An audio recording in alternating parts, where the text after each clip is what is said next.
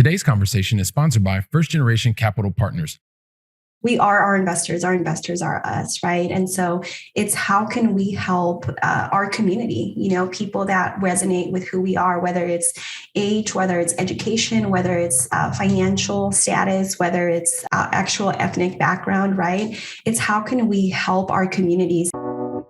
You're listening to the Going Long podcast with Billy Keels, the #1 podcast for long-distance real asset investing. Welcome to the Going Long podcast. We're back once again to continue to help to educate you so that you feel much more comfortable as well as confident investing beyond your backyard. And yes, I am your host, Billy Keels, and I am super excited to welcome you back to another amazing conversation. Today's guest absolutely crushes it. You're going to get so much out of this, especially if you're a first-time long-distance investor. If you're a millennial, definitely you're going to love this conversation. So that being stated, listen.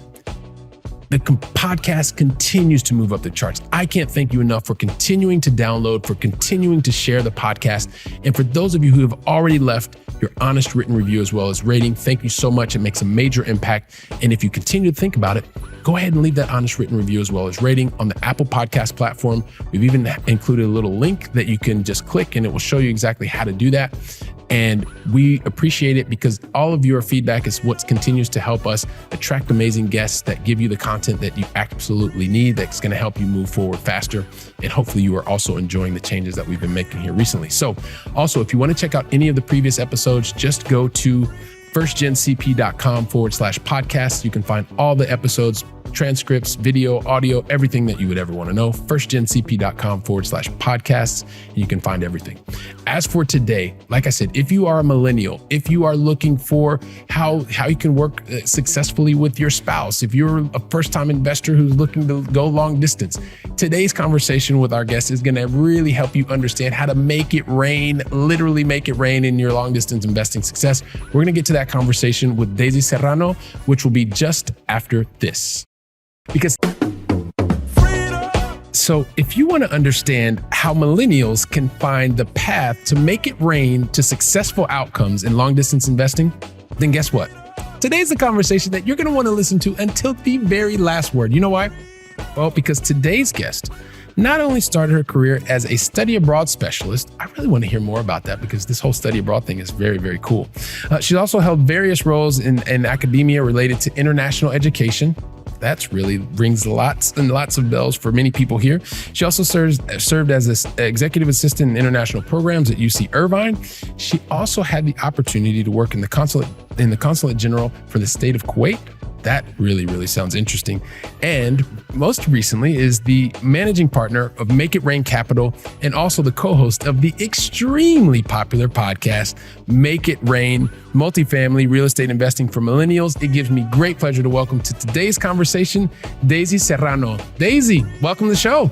Thank you, Billy. Such an honor to be with you. I know that we've had you on our show. My husband's been with you as well. So I'm excited and thrilled to share my story with your audience today. You know what? I cannot wait for everybody to learn so much from you and the great things that you're doing. And yes, you know what? If you want to check out Luke was on conversation number 88 of the Going Long podcast. He was absolutely phenomenal. He was there in the very, very beginning. So we appreciate that. And then you can check me out at the Make It Rain podcast in episode 132. So since you brought it up, I figured we should talk about it and everybody can know. And as they listen to this conversation, they're going to also hear the other half of the dynamic duo of Make It Rain Capital. So Daisy, I really would love for the Going Long family to get to know you. So we're going to ask you question number 1, which is help us understand, where is it that you live in the U.S.?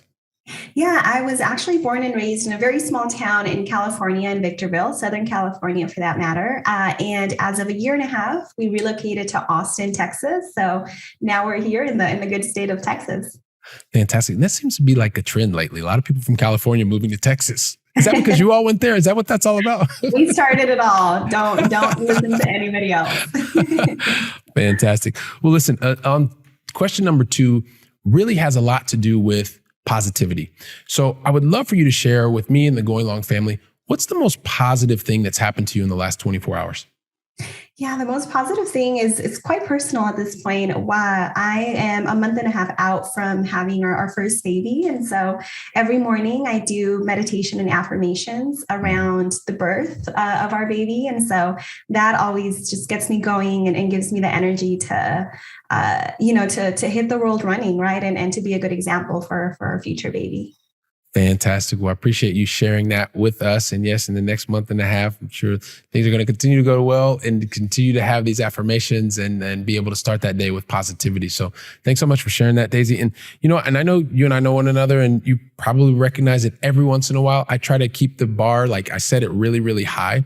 Sometimes I set it so high that I set goals for myself that are impossible. Like trying to tell your entire backstory. I tried to tell your backstory in like 1 minute or 1 second and 1.5 seconds. Never was going to happen. You've done way too much. You've impacted way too many lives. So sorry for trying to do that. But more importantly, I really, really hope that you can help me out by you telling your backstory in your own words, and you can take as much time as you need. And also along the way, Daisy, if you could help us by talking to us about some of the major decisions that you've made to get to this point in your journey, and then we'll see where you and I take the conversation from there. Yeah, absolutely. I, was born and raised in California to immigrant parents from Mexico. So that is a big part of my upbringing, right? Was taught that you grow up, you go to school, right? You get a good paying job. So that's exactly what I did, right? I went off and, studied criminology for school. I wanted to work in juvenile detention centers. Very quickly realized that it was very hard emotionally to separate myself from the kids that I was working with, and pivoted into education shortly after graduating from college. And I was in education actually for about 10 years, right? Doing different roles. You mentioned study abroad, working for the consulate, working for colleges and universities, language centers. And I absolutely loved that industry, Billy. I never really thought I would leave, right? It was such an impact based and purpose driven industry, I would say. And so a lot of that teaching now has transferred into what we do with real estate. The pivot, right? The reason for that change in big part was, you mentioned my husband, Luke, who was in your podcast before. He came and introduced this whole world of real estate to me. And I had no idea. I didn't know anybody who had ever invested, right? My parents had bought a single family home when I was young. But that was it, right? That was my exposure to investing. It was to accomplish the American dream, which my parents have done in different ways. And so that was it, right? That's where it stopped. And so here comes Luke into my life talking about investing and, out of state, looking at investing out of state. For a lot of your audience, it's out of the country. Out of the country and out of state was the same for me at that point, right? It just felt very, very far. So started learning more about it, was very bored by the numbers side of things. I'm much more of a people person, right? Very social. My husband is much more interested in analytics and the numbers behind things. And so, we started learning together. And in that process, I realized that real estate could give me the opportunity to help retire my parents. And that was my aha moment. That was when the light turned for me. And I realized that it wasn't just about myself. It was about how I could leverage real estate to help my family, my parents, my community, to be a good example, right, for my nieces and nephew, to be able to expose them to this world that I have not been exposed to at all. And so, sort of combine all of that together. And Luke and I realized that a lot of our work in real estate, if we were going to do this, we started investing passively, got a little bit of the bug, right? Never thought we would be on the active side. That really came in time. And in time, we met so many amazing people, and others kept telling us, why don't you do this? Why don't you jump onto the active side? And we're like, no, we have enough going on, right? That's not something that we were focused on or interested in. Eventually it did, right? All of those seeds that have been planted grew. And so we decided, okay, we want to do this for ourselves. And that was really us sitting down and looking at the next 10 years of our lives and planning out what's the kind of life that we want to have once we're married, once we have children, and so all of that came back to real estate. And it always came back to moving to Texas, because that was the market that we'd been investing in, right? We never invested in California. We never bought a home in California. And so everything just came back to to needing to make that move. And so we did. We got married. 3 months later, we moved to Austin without knowing absolutely anybody here, right? It was definitely a leap of faith in so many ways. Of course, had done our homework and looked at the markets, looked at, where we wanted to live. But in so many ways, you take action, you do and follow your heart, and everything else kind of works out from there, right? I wholeheartedly believe that. And so now we're here in Austin. We are providing opportunities, investing opportunities for our investors. We're very hyper-focused on education and on providing access to people who wouldn't traditionally have access to these kind of investment opportunities. So part of our mission is to create access for more millennials. We'd love to see more young people like ourselves in this industry and know that you don't have to wait until you're older to start. And on the other side of that is also to provide access for first-time investors, right? Across all ages and all industries and all parts of the country. And so that's what we do now, right? We have a podcast, we have networking opportunities and a lot of other things going on. And it's all focused on giving back and creating a community of people around us that are growth-minded, that are looking to help others as well and always do the right thing.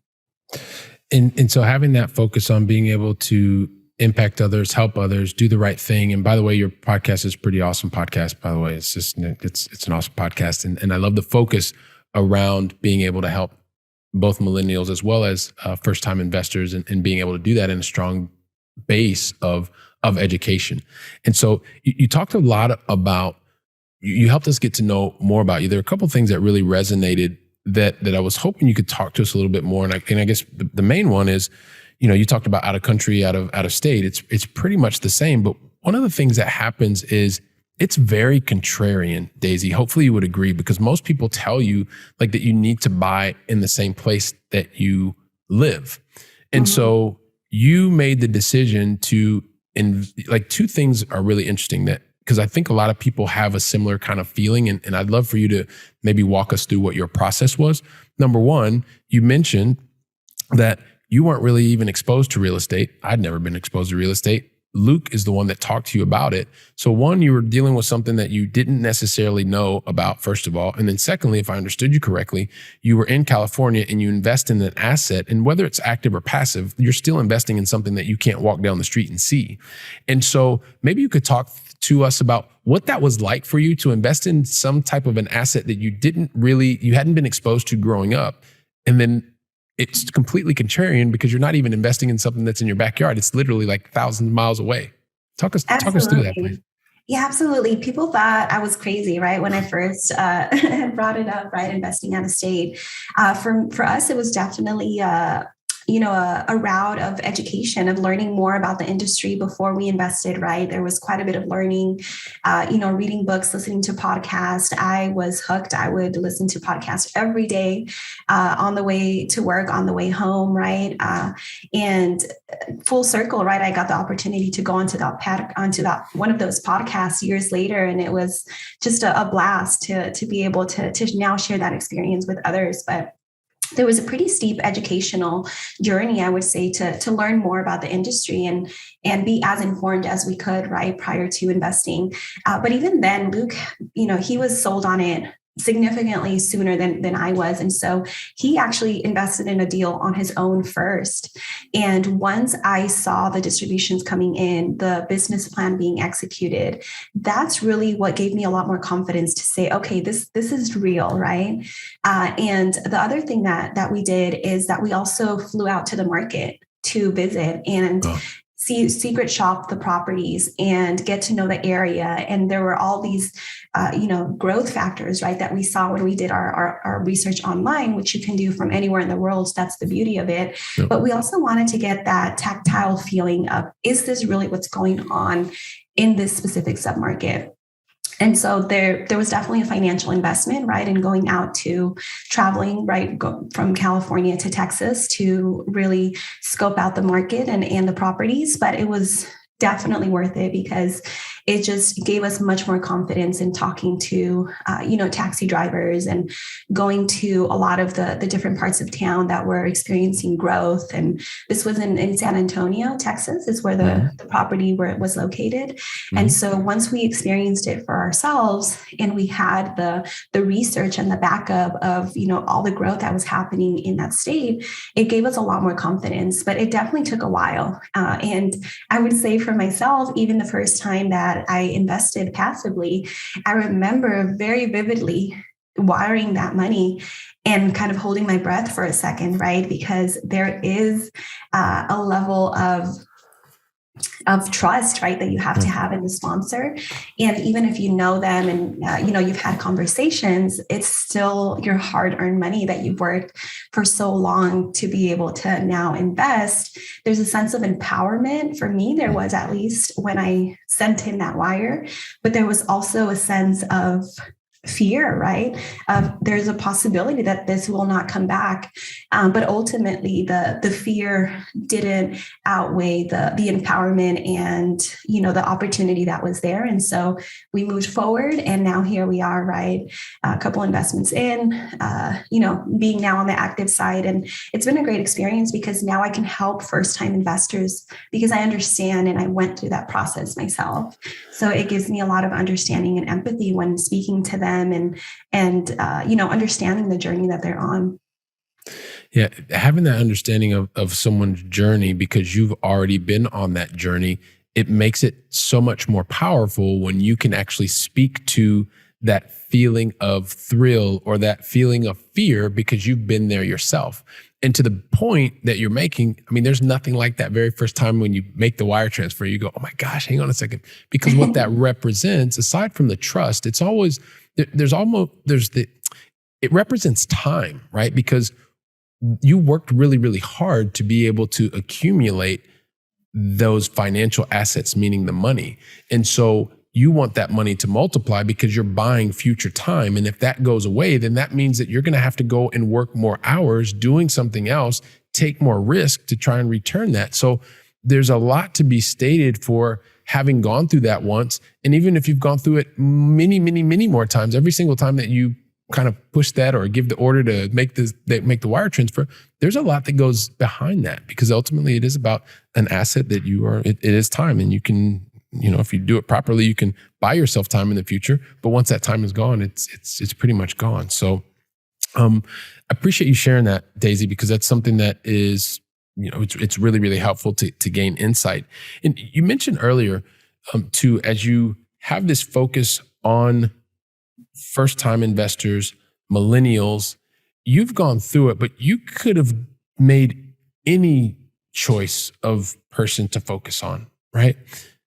And I know you're in the millennial generation, but why did you make the decision specifically to niche down and to really help millennials and first-time investors? You talked about those are the investors that you wanted to be able to help, but maybe you could help us understand a little bit about the why behind that. Yeah, Luke and I have this internal saying that we always say to each other with regards to Make It Rain, which is we are our investors are us, right? And so it's how can we help our community, people that resonate with who we are, whether it's age, whether it's education, whether it's financial, status, whether it's, our actual ethnic background, right? It's how can we help our communities? And so that translates directly into both of us being first-time investors and going through that process, right? Into both of us being millennials. And a lot of it on the millennial side, Billy, if I'm completely honest, it happened by accident, right? We started going to a lot of local meetups, a lot of conferences, and that's networking is huge in our industry, as you know. And so we started going to a lot of these events and we saw that there weren't very many young people. We were few of any, at that time, right? When we started 4 years ago. And we started asking ourselves why that is. And the more we started talking to our friends and our family, we realized that it was because a lot of young people didn't know that this was something that was possible, right? And maybe at that age of our lives, they also weren't thinking that far ahead to retirement, right? Or to being able to create a life of your own, right? And live life according to your own terms. And so we just started having more conversations with people around us. And it was actually our community that gave us the name of Make It Rain. I don't know if Luke mentioned, but, we decided at some point, right? We created our 10-year plan. We decided this is what we wanted to do. And then we said, who are we, right? What are we going to call ourselves? What are we going to represent? And we wanted to represent millennials because everybody mentioned our age, right, when they would meet us. And so we said, you know what, we're going to turn this quality into a strength and into a representation of who we are and our brand, right? And so we did. And we asked our community, these are the different names that we're thinking, like, what do you all think? And our friends and our community and our family chose Make It Rain. And so it's sort of a full circle, right? Because they made us who we are. And so we represent them and always look to help them as well. Love that, because it brings it full circle to we are our investors and our investors are us. And so being able to get that direct input and that direct impact from the communities that you are serving is something that is fantastic. I think it is a matter of being able to not only say something, but you're actually doing what you say. And there's nothing better than that. We kind of joked about it in the beginning, Daisy, but when you and Luke decided to start the trend of having Californians leave California and move to Texas, it wasn't very popular at the time, but it's something that you all decided to do. And I'd love for you to maybe unpack some of the reason for that. Because once we get you to Austin, there's some things that I know that you all are doing that are very specific to, that ties back to what you were doing before. But sometimes people are afraid to actually move from one location to the other. And I would be interested in you maybe sharing, I guess, whatever the facet that's the most relevant to our conversation today on making that geographical location, that change of geographical location from California to Texas. Yeah, absolutely. I mean, a big part of the focus for us is that we knew the Texas market, right? We had been investing in the Texas market for a few years, and we knew the potential that was here as well. And so even though we didn't have a network built up, we didn't know a lot of people right after we got married. Instead of going on a honeymoon, it was right in the middle of COVID. And so we called it our business moon. And we came to Texas instead for a week. And we just met with as many people as would meet with us, right? That we had met on online virtual meetups and, introductions and you name it, right? And so we were really focused on how can we make the most out of our move before we even move there, right? And establish those connections. And so we were very intentional about that. And even after that trip, we continued following up. We had planned this move for about a year and a half. So by the time it came, we had been ready mentally. We had been preparing our family, right, to know that we were going to make this move. And so once we moved to Austin, we really hit the ground running. And 1 month in, we started a meetup here. And that was in part, to get to know, right, the investing community here, sponsors, other operators, vendors, brokers, investors. But also it was a bit of a personal, influence, right, to be able to literally get to know people and have a community around us. And so we always focused in on that, on community, on how can we bring other people together. And the other side of it that was crucial for us, Billy, is that we had been underwriting deals since we were still in California, right? Mm-hmm. That's something that, I mentioned earlier, my husband's very analytical, so he oversees the acquisition piece. So we'd been underwriting deals, but not being able to get in front of those brokers had made a very big difference in terms of getting LOIs submitted and moved forward, right? Yeah, and so when you're able to take the vision of where you all wanted to be, you recognize that California wasn't that place. You wanted to get closer so that you could start to build more relationships. And it was basically in spite of, you had every excuse in the world to not go. It was during COVID. It was this, it was that.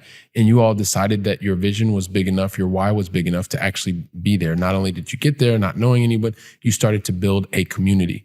But one of the things that I think is interesting, you start seeing results. So you were going through and creating your business cases, or you're underwriting your properties, and you weren't getting your LOIs submitted as much. How much of an impact did that have on your LOIs being submitted once you started getting to know the brokers face to face?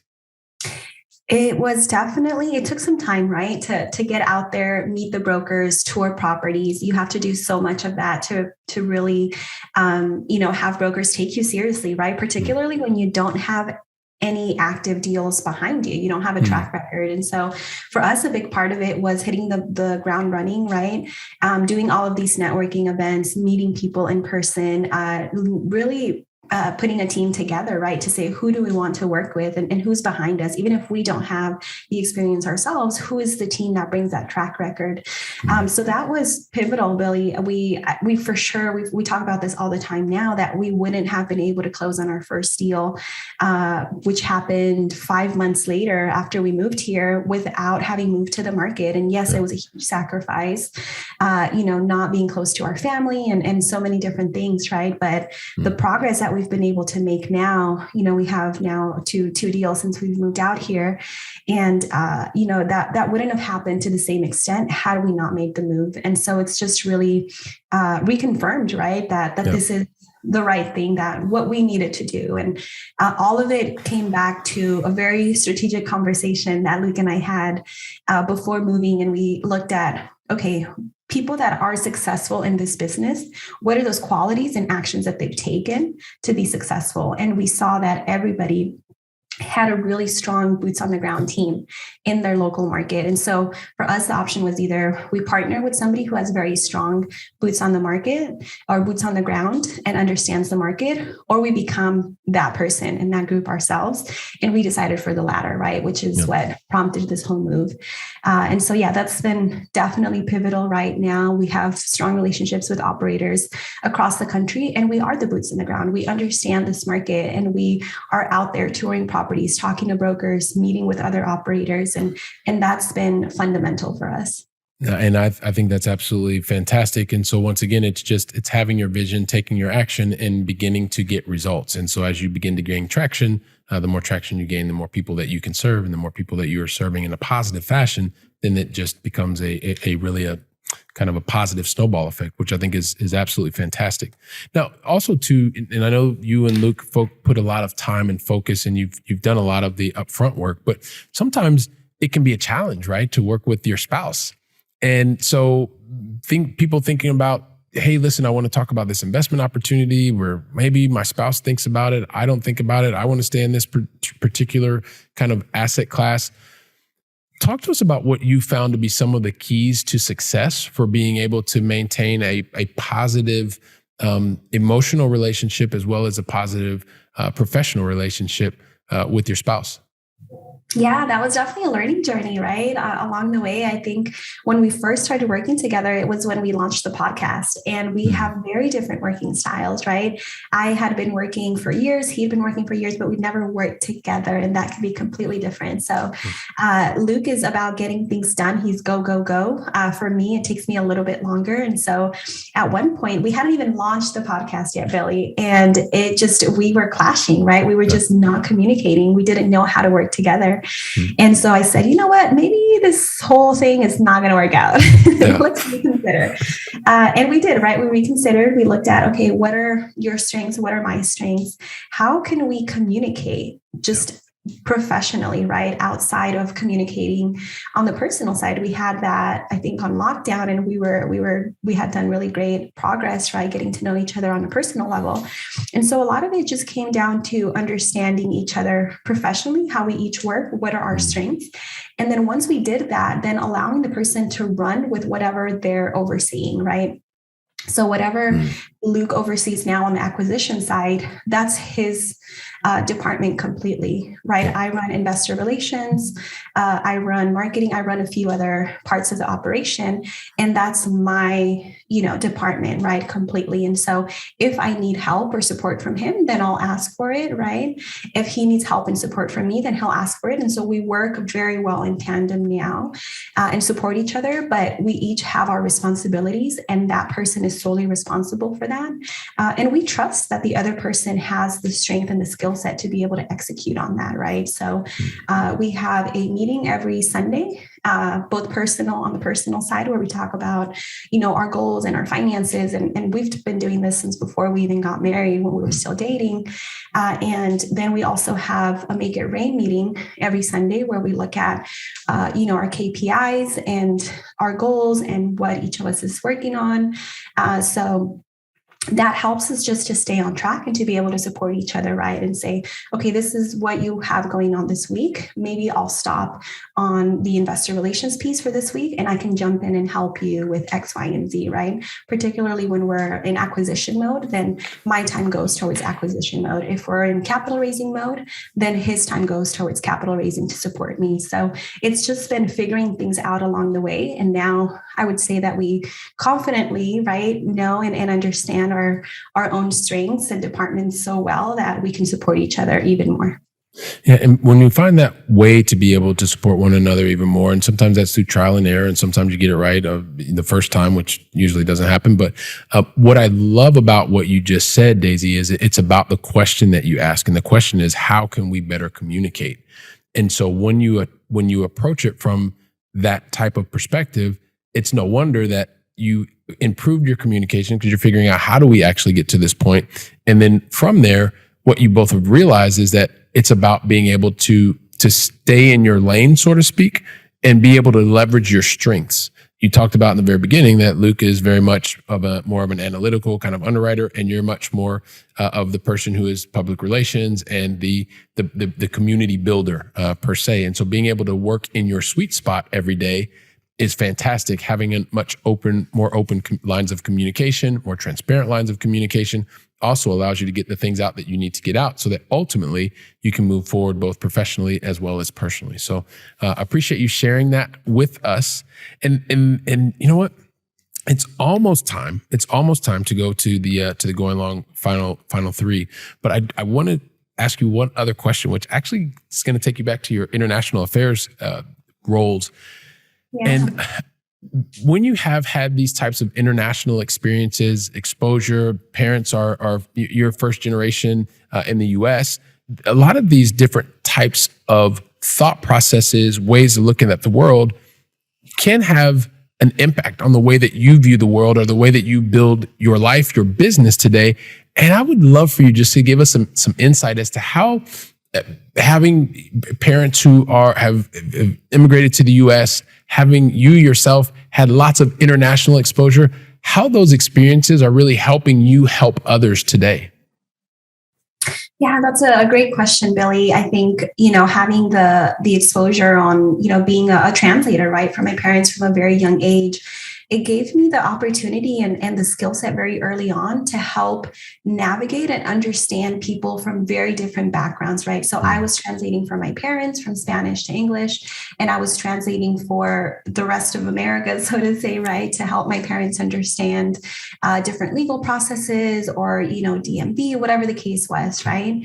And so I just, without realizing it at the time, right, was able to switch back and forth from Spanish to English very, very easily, understand, that people come from different backgrounds, right, be able to speak the language and communicate effectively, right, with people from different backgrounds. And so that just really gave me a huge appreciation, right? And I loved learning about other people and other customs and other countries.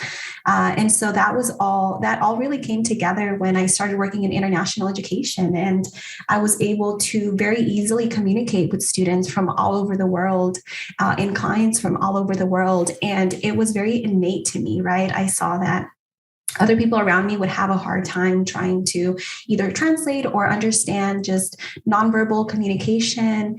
And for me, it was very innate. And so I embraced it. I asked a lot of questions from, my students. I made it a point to study abroad when I was in college because I wanted to get to know the world. And I knew that, once I did, then this whole world that seems so large, right, coming from such a small community, just opened up. And so I caught the travel bug, I would say, when I was in college. And, it was really made it a point to get to know people on a deeper level.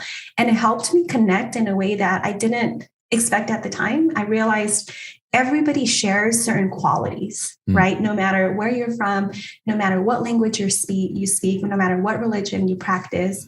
And it's the humanity, right? Where I was able to travel to other countries and sometimes not speak the language of that country, and they didn't understand my language, but still create very meaningful relationships with people. And so that, I think, now translates into everything else that I do. And Luke tells me this all the time. You just want to get to know people and understand them and help them. And I said, yes, this is innate. This is what my parents gifted to me in that experience of, being the child of an immigrant.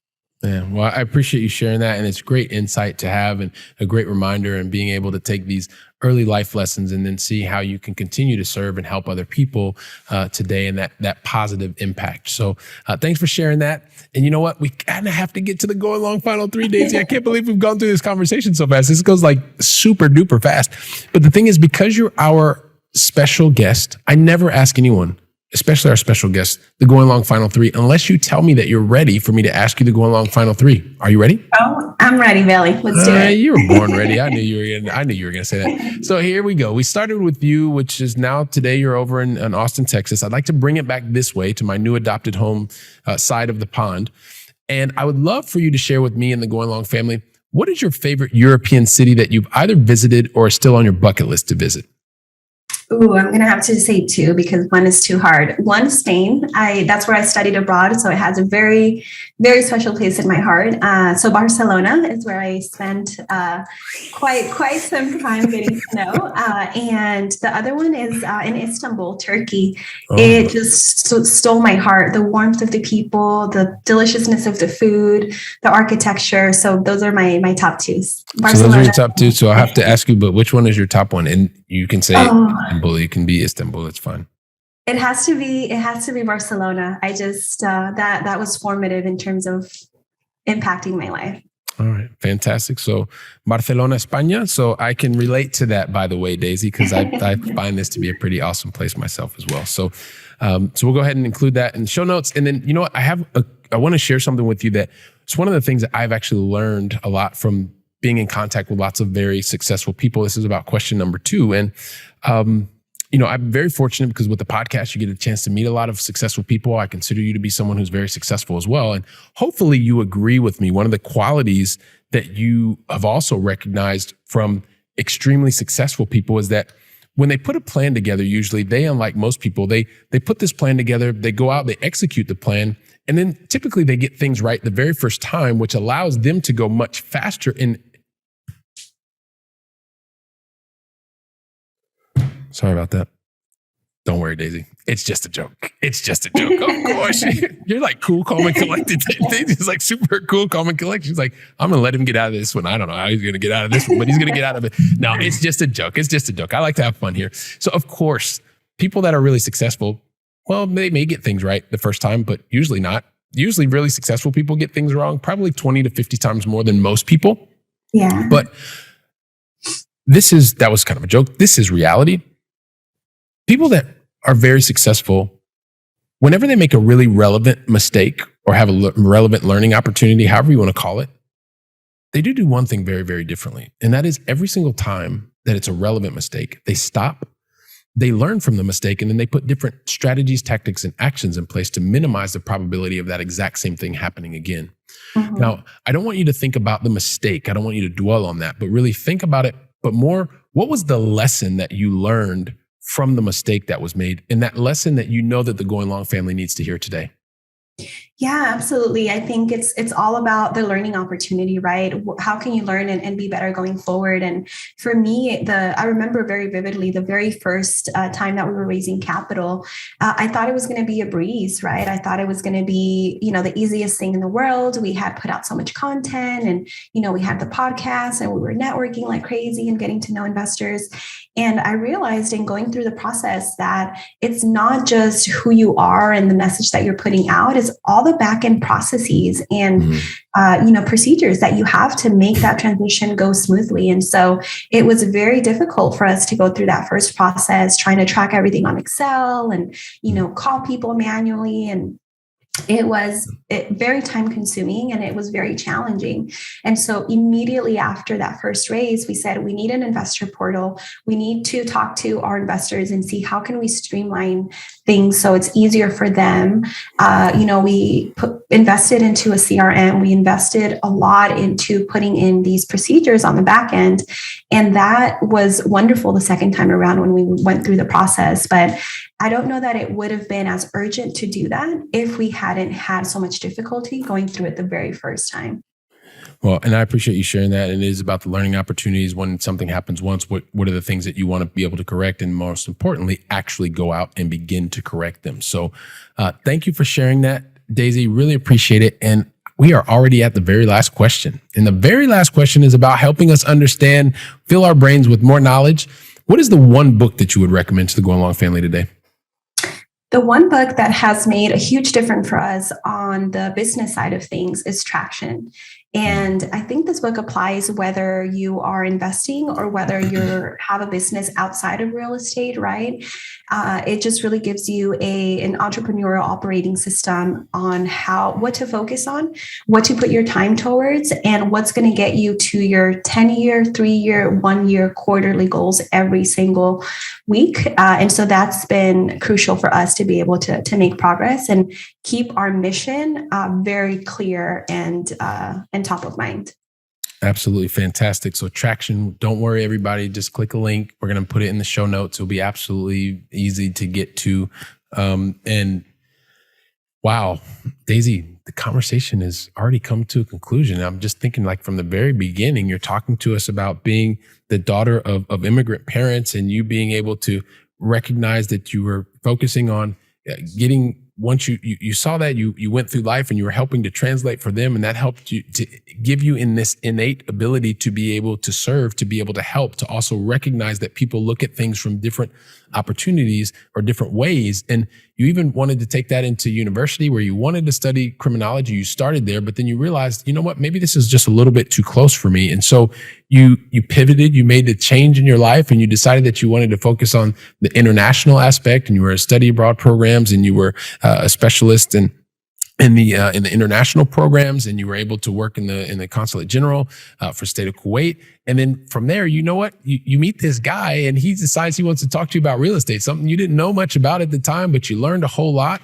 And not only did that start to elevate the way that you were thinking, but it also took you to a new location, a location where you wanted to take more of the theoretical knowledge that you had, make it more practical, and from there also be able to gain many more results. And so as you've been there now for a little over 2.5 years, you're beginning to gain more traction. You're using a lot of the community building, the investor relations, the relationship building that you have to build your community for Make It Rain and Make It Rain Capital. Your podcast is absolutely amazing. You're impacting lives positively, both for millennials as well as first-time investors. And I know that the Going Long family is like, yeah, Billy, just ask her the question. So here's the idea. Like, help us understand, Daisy, what is the best way for the Going Long family to contact you, to learn more about what it is that you're doing, and also what you're doing at Make It Rain Capital? Yeah, the best way is going to our website, makeitraincapital.com. Nice and easy. And there you can find my calendar. You can find our contact information, LinkedIn, Instagram, all that good jazz. Being true millennials, we are very active on Instagram. So that's a great place to find us. But everything can be found on our website, makeitraincapital.com. All right. Fantastic. So she made it very, very easy, everyone. MakeItRainCapital.com. Go over there, check it out. Their website is absolutely awesome. And yes, they do lots of really cool stories, and their Instagram is fantastic. So Daisy, I just want to thank you on behalf of the entire Going Long family. Thank you very much from the bottom of my heart for you deciding to invest your time with me and the Going Long family today. Thank you very, very, very, very much. Appreciate it. Yeah, thank you for having me, Billy, and best wishes to the Going Long family. I think you've built an amazing community, and it's an honor for us to be part of your tribe and your community and to be able to share our experience with your listeners. All right, fantastic. Well, thank you very much. And Daisy, if you give me like 10 seconds, and I just want to wrap things up with the Go Long family and we'll be out of here. Listen, I mean, everybody, what more do you want? I mean, Daisy gave you very tactical, practical knowledge, tips, her own real life experience. Take this experience that she has shared with you today. Continue to share the episodes with other people. You've already downloaded it. Share with people. Have the conversations, the exact same things that Daisy was talking about before, that she does with Luke. They sit down, they talk about things, they have conversation. That's going to help you go from more of the theoretical knowledge into the practical application. And so I know that you're excellent at doing these kinds of things. So while you're downloading and sharing the episode, I'll be here preparing for the next conversation. So until then, go out and make it a great day. And thank you very much.